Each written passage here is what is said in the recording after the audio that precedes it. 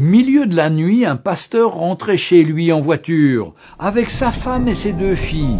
Il faisait sombre et pleuvait abondamment, à tel point que le pasteur pouvait à peine voir la lumière de ses propres phares.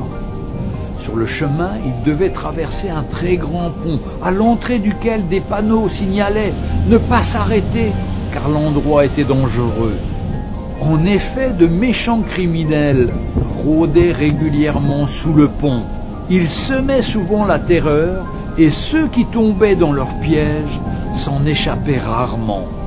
Cette nuit-là, alors que le pasteur s'approchait lentement du pont, un homme apparut soudainement dans la lumière de ses phares. Trempé, debout au milieu de la route, il agitait frénétiquement sa chemise au-dessus de sa tête en hurlant. L'épouse du prédicateur avertit son mari « Oh, s'il te plaît, ne t'arrête pas, essaie de le contourner !»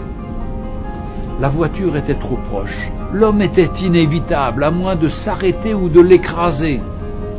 Dès que le prédicateur s'arrêta, l'homme frappa de sa main le capot de la voiture et, bien qu'à bout de souffle, continua de crier sans relâche.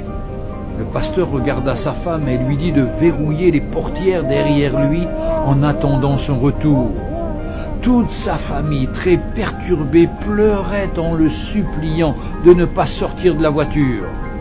Il ouvrit néanmoins la portière et sortit sous la pluie. Il fut alors totalement trempé, tandis qu'il s'approchait de l'homme qui criait.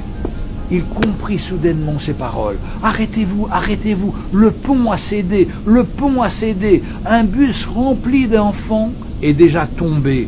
Ils sont sûrement tous morts. » Alors que ces mots s'imprimaient dans son esprit, le pasteur se retourna vers sa voiture dans laquelle se trouvaient sa femme et ses 2 filles. Il prit l'homme dans ses bras et pleura de reconnaissance. Tous 2 restèrent là une partie de la nuit, agitant leurs vestes au-dessus de leur tête et criant pour avertir les autres automobilistes qui venaient. « Arrêtez-vous, arrêtez-vous, le pont a cédé, le pont a cédé !» Pour un monde perdu et mourant, le pont a cédé. Pour un peuple qui se dirige vers une éternité sans Christ, le pont a cédé.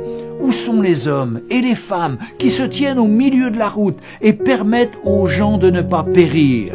L'enfer a ouvert sa large gueule et beaucoup vont s'y rendre à toute vitesse.